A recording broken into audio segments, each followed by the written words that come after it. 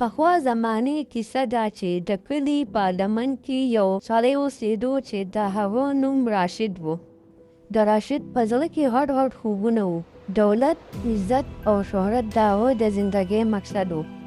حالانکه هغه سره یو وړوکی شان دوکان و، خو همیشه به یې د کامیابۍ سوچونه کول. د هغه ورځې به دوکان چلولو او د ښه مستقبل خوبونو کې تېرېده.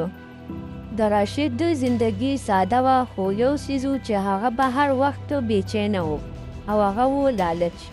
د هغه زړه هر کله مطمئنه نه و. هغه غوښته چې هغه سره زیاته پیسه وي او هغه د کلي غټ خان جوړ شي. یو ورځ د هغه دوکان ته یوه بوډۍ ښځه راشي. هغې سره دنیاوي دولت خو نه وي، بس لږه شان روټۍ او سبزي وي، خو هغه هر چا سره د مدد کولو جذبه لري.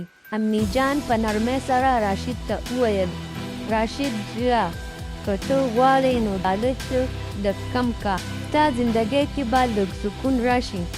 راشد چې دغه واورېده نو وخندل او ویې: امي جان، سکون صرف د غریبانو لپاره دی، اصل سکون خو پیسه او شهرت دی.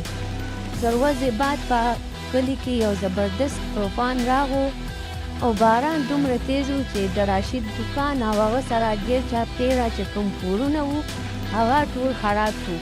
چې کله راشد دا وکتو چې د هغه د ټولې زندګۍ محنت اوبو یوړو نو د هغه زړه ډېر خفه شو او د ځان نه یې سوال وکړو چې آیا دا زما د لالچ نتیجه خو نه ده؟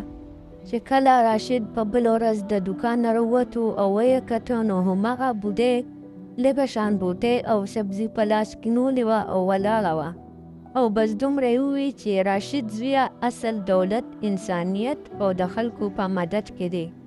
دا الفاظ د راشد په زړه کې پرېوتو او د هغه سوچ بدل شو. هغه ته دا احساس وشو چې پیسه او شهرت هر څه نه وي. هغې ورځ نه بعد راشد خپل دوکان صرف د منافع دپاره نه، بلکې د خلکو د سهولت او د مدد دپاره شروع کړو.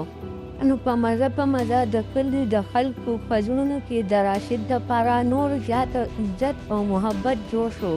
هماغه خلک چې لومړني نه به یې هغه یو دوکاندار ګڼلو، اوس یو هغوی دپاره یو ښه انسان و. راشد د زندګۍ یو غټ سبق زده کړو چې لالچ انسان تباه کوي، مګر شفقت، ایمانداري او انسانیت انسان ته اصل سکون او عزت ورکوي. او همدغه شان دی د راشد د دې کهانۍ د اورېدو نه پس هر یو انسان په دې سوچ باندې مجبوره کوي چې د پیسې نه زیات د انسانیت اهمیت دی.